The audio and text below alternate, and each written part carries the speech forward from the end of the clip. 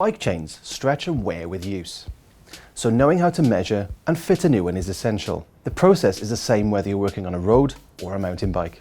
If your chain is broken and you're not sure how to repair it, click above or look for the link in the video description.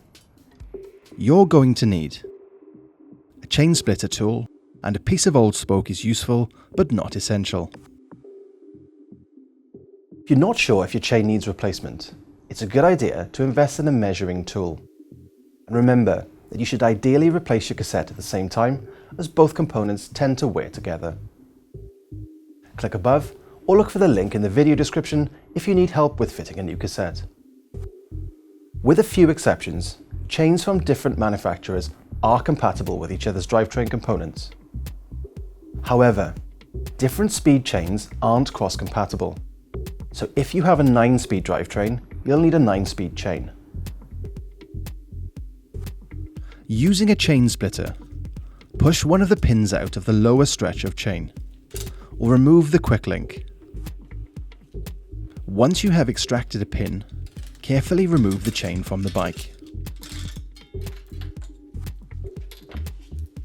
If you're replacing a cassette, now is the time to do it. Before fitting the chain, shift the rear derailleur to the biggest cog and the front to the biggest chainring. As there's no chain on the bike, you won't need to pedal. Thread the end through the front derailleur and turn the cranks so there's a few inches dangling below. Place the other end inside the seat stay and lay it over the cassette. Pull down on the rear derailleur. If you have a clutch mechanism, make sure it's off.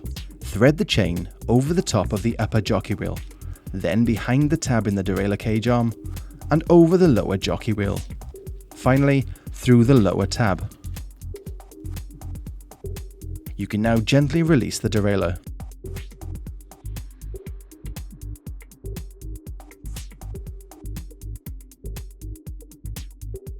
You need to ensure the chain will operate in any gear without risking damage to the bike.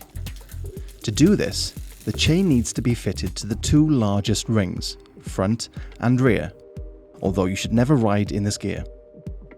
With the chain in place on the biggest rings, pull the two ends towards each other.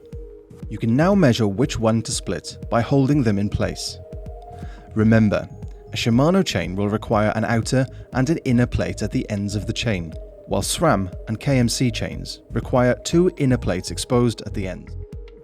When you're sure you have the right length, and there is still some movement in the derailleur arm, you can split the chain using the chain tool.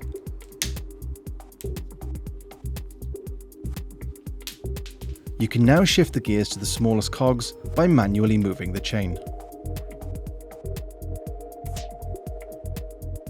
For Shimano chains, take the two ends, one with inner plates and the other with outer, and insert a joining pin using the chain tool.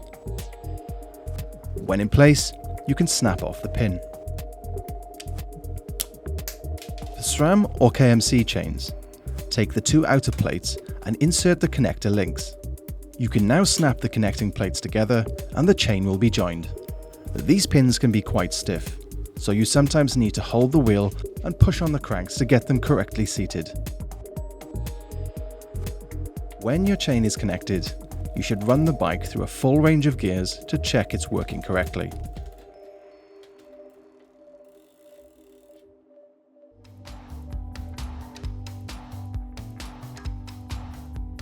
Don't forget to subscribe and check out the rest of the channel.